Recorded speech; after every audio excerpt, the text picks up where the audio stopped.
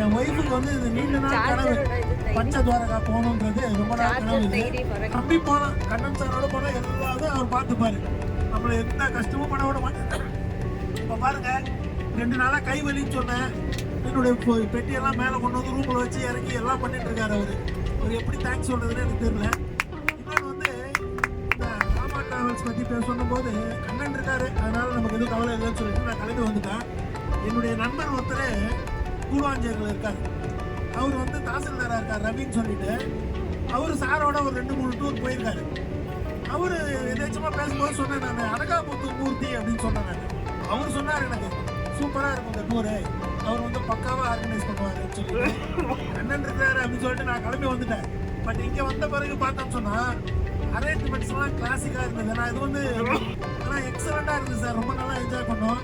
ஏன்னா எல்லாருமே வந்து பார்த்தீங்கன்னு சொன்னால் நல்ல அனுபவமான ஆட்களாக இருக்காங்க. டூர் போனதில் எல்லாருக்குமே தெரியும், அழகாக ஒரு 11 மணிக்கு வந்து நம்ம ரூமில் விட்டா கூட காலையில் 6 மணிக்கு காஃபியோடு தான் வந்து நம்மளை எழுப்புறது இல்லையா. காஃபி குடிச்சிட்டு அதுக்கப்புறம் நமக்கு டைம் கொடுத்து 7 மணிக்கு கிளம்பணும்னு இருந்தால் கூட 6 மணிக்கே கிளம்பணும்னு சொல்லிடுவார் கண்ணன்.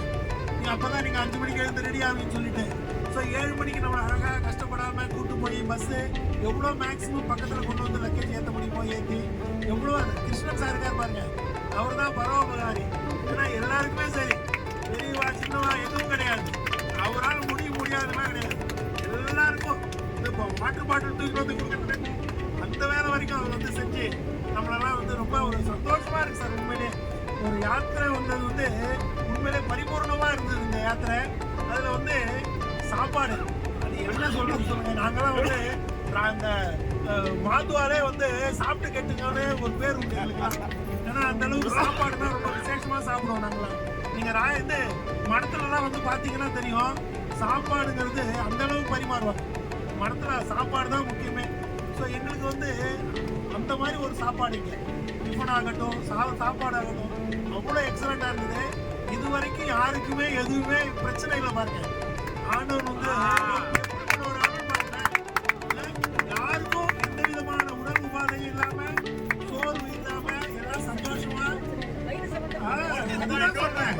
சாப்பாடுங்கிறது ரொம்ப முக்கியமான விஷயம் சார். ஏன்னா டூர் போகும்போது ஒருத்தருக்கு ஒரு அப்செட் ஆனால் கூட அது வந்து மொத்த மாதிரியும் பாதிச்சிருவாங்க.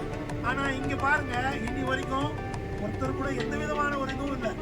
எல்லாம் சாப்பிட்றாங்க, நல்லா நடந்து போகிறாங்க, கோயில் போகிறாங்க, ஓடி வராங்க, வயசானவங்க 2 மாடி ஏறி இறங்குறாங்க. ஸோ எந்த விதத்துலையுமே யாருக்கும் ஒரு சிரமம் இல்லாமல் அந்த ரூம் எல்லாம் பாருங்க எங்கேயுமே